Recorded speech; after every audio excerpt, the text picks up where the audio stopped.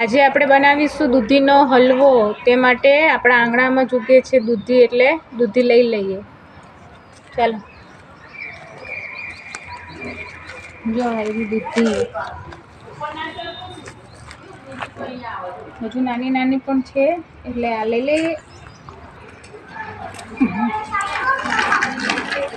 આ છે દૂધી. જો આપણા ગાર્ડનમાંથી આપણે 4 થી 5 દૂધી ઉતરી છે, જે આજે એનો હલવો બનાવીશું. ચાલો, હવે આપણે દૂધીને છોલી લઈશું અને પછી એને છીણી લઈશું. 5 દૂધી, 5 દૂધીને છોલી લઈએ પહેલાં. જો આવી રીતે બધી દૂધી છોલી લઈશું. બરાબર, દૂધી ધોઈ ને હવે છીણી લેશું. હવે આને છીણી લેશું બધી જ દૂધી. આવી રીતે બધું જ પાણી કાઢી લેવાનું છે. દેશી રીતે બનાવવાના છીએ. મેં આજે દેશી ચૂલામાં બનાવી રહ્યા છે. નાખી દઈશું દૂધી.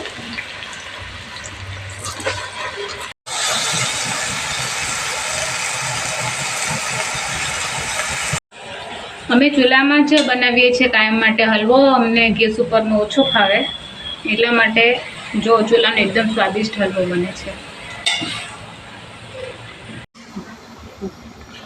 જો કેવો સરસ મજાનો ફટાફટ ચડવા લાગે છે. આ પાણી, દૂધી પાણી છોડેલું જો છે ને, બધું પાણી શોષાઈ જશે. તો હવે બધું પાણી શેકાઈ ગયું છે, એટલે હવે આપણે નાખી દઈશું એની અંદર મલાઈ.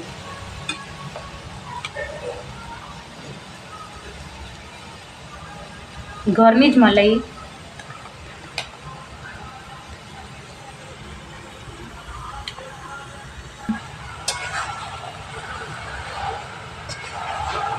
જો આવી રીતે કમ્પ્લીટ શેકી નાખવાનું. હવે આ ચડી જાય એટલે અંદર આપણે નાખી દઈશું મોરસ. જો મલાઈ નાખી હોવાથી આપણને એનામાં માવાની જરૂર જ નથી પડતી. મલાઈ નાખવાનું કારણ જ એ છે. આ 1 કિલો ખાંડ છે, તે આપણે નાખી દઈશું અંદર. માપીને જ લીધી છે, એટલી તો જોઈએ જ ખાંડ, તો જ હલવો સરસ લાગે. જો આ કેવો ખાંડ નાખી ઓગળી ગઈ ને, એટલે હવે ઢીલો થઈ ગયો. બધું ચડાવવા દેવું પડશે. હવે અંદર આપણે નાખી દઈશું ઇલાયચી. ઇલાયચીનો સ્વાદ ખૂબ સરસ આવે છે, એટલે હલવામાં બહુ મસ્ત લાગે. સરસ થઈ ગયો છે.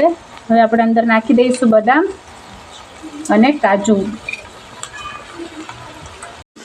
જો હલવો તૈયાર થઈ ગયો છે. હવે આપણે એને લઈ લઈશું તપેલીમાં. એકદમ કમ્પ્લીટ ચડી ગયો. કલર બી ગ્રીન આવી ગયો છે. અંદર અમે કલર બી નથી નાખતા, નેચરલ કલર છે હલવાનો.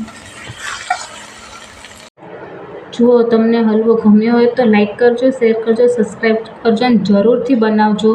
અમારા ચૂલા ઉપર બનાવેલો છે દૂધીનો હલવો.